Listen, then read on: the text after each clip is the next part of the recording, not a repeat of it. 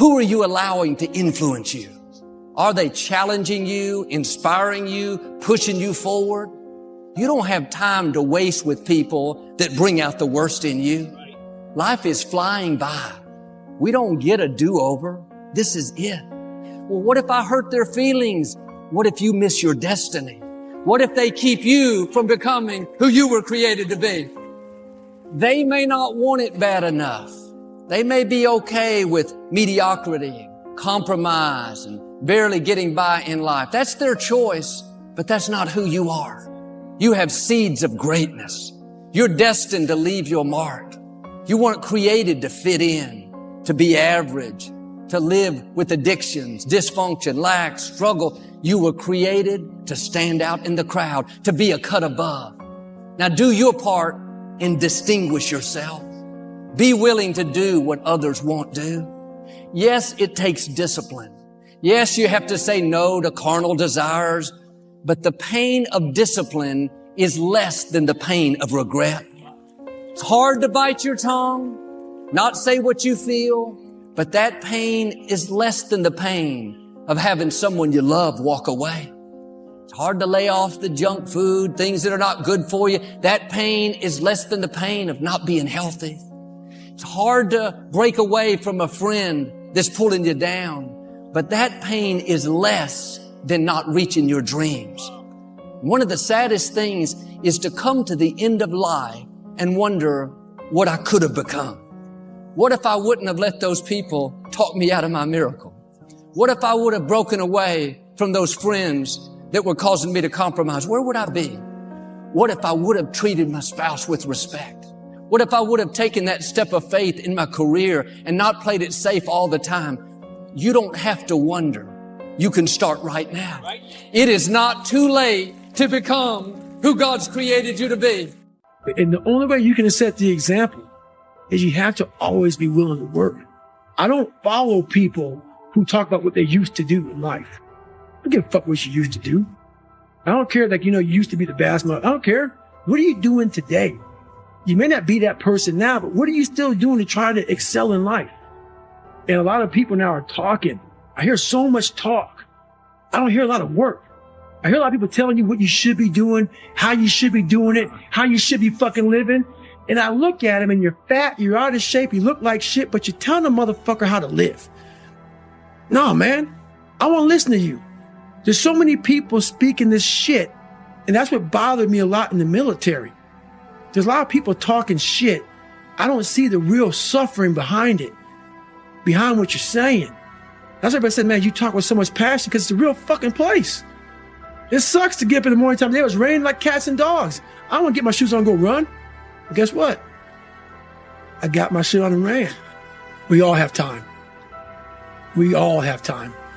What you've done wrong is that you didn't prioritize yourself. You didn't prioritize that, look, motherfucker, I got to get up and win this war today against myself. I need to look better. I need to feel better. I need to eat better. I need to prioritize time. We waste so much time on our little gadgets. It's unreal. And we talk about we have no time. If you really you have to take your day and write down this one day. Everything you do, write that down. And you're like, my God, I am wasting so much time on frivolous bullshit. It's not even funny. I mean, it will, if it doesn't infuriate you, it should. Because there's so much time. I can't get it in. Look at your schedule. You just wasted 7 hours today on bullshit. I mean, and you don't have an hour a day to try to get something in for yourself. I guarantee everybody can find an hour. It's fucking miserable. It is miserable. I mean, to get up every day or 5 days a week, whatever, when it's snowing, shiny, not shiny, not comfortable, and to go in the gym and work out when you don't want to go to the gym, it is not fun. You want it very fast. If you don't see results in the first 2 days or the first week, I'm done. That's the mentality of most people. The struggle is too real. We're not patient. We, like, in a world where you can Google the best restaurants around me right now, no one is patient. And for you to lose weight, for you to stop drinking, if you where the hell you're going through, it takes a lot of patience, a lot of time, and a lot of pitfalls, a lot of plateaus. You're gonna hit so many fucking plateaus. If you don't know how to get around that plateau, it's not gonna happen fast. Here we are, as one consciousness being systematically divided and played off against each other. So we are in conflict and division, and a few hands on the strings of all sides can play us off against each other and therefore go on.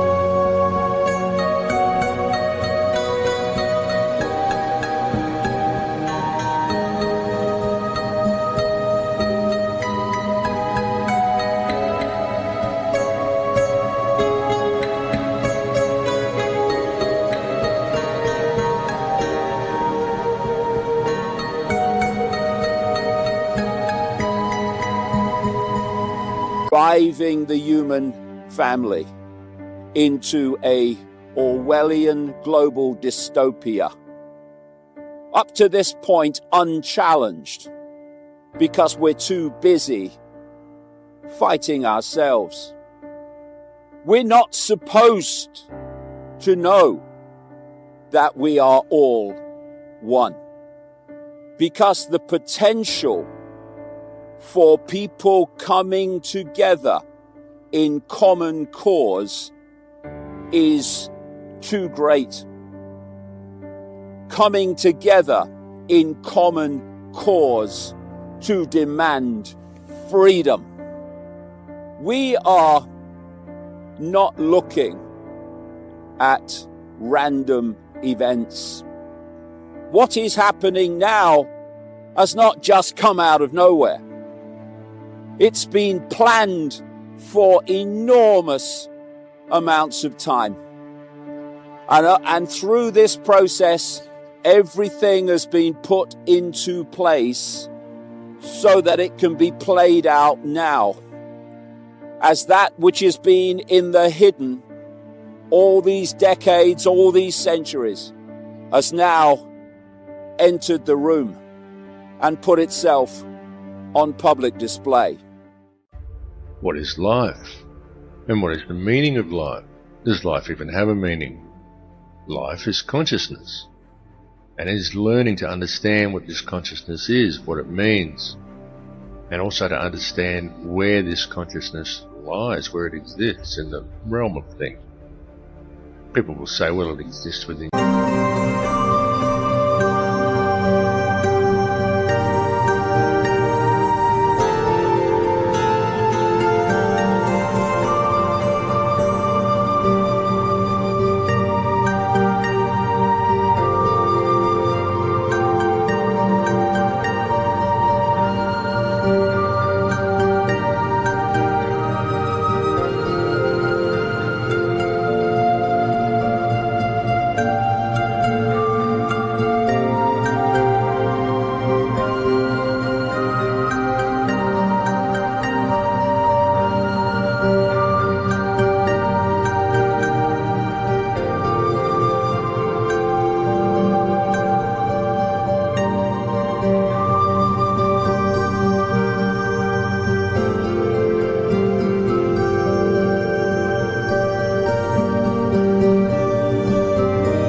head, within your brain.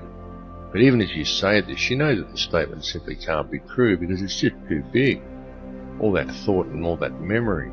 Just stop and look inside yourself and truly perceive your thoughts just for a moment. It's so vast, this realm of space that lies within consciousness. It feels like a whole universe in there, doesn't it? And yet it lies within an intangible nothingness. And it feels like that because that's exactly what it is. Nothing. Nothingness, but conscious. It's certainly something worth considering. And what is nothingness? Well, Alan Watts summed it up more than eloquently in a statement he made when he said that nothing is what your head looks like to your eyes, and that nothingness is what's watching. And I truly can't think of a better description. Nothingness and consciousness coexists in that space behind your eyes. You can't have something here without having that nothing there. So you need to be aware of that nothingness, the nothingness that lies behind your eyes, because it is within that nothingness that lies consciousness. And it's all connected. It's connected to ourselves, it's connected to each other, and it's connected to everything in the universe. You need to open your minds to see this, and once you've seen it, the more you can begin to realize it. And the more you realize it, you can quite literally feel it physically, like a warmth and a rise in frequency on your body, the true realization that there is no other, there is only one. And all that truly exists within that singularity is love.